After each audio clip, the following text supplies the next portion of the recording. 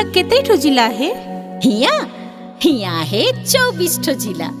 रांची खुटी सीमडी का लोहर दगा गुमला गढ़वा पलामू लातेहार चतरा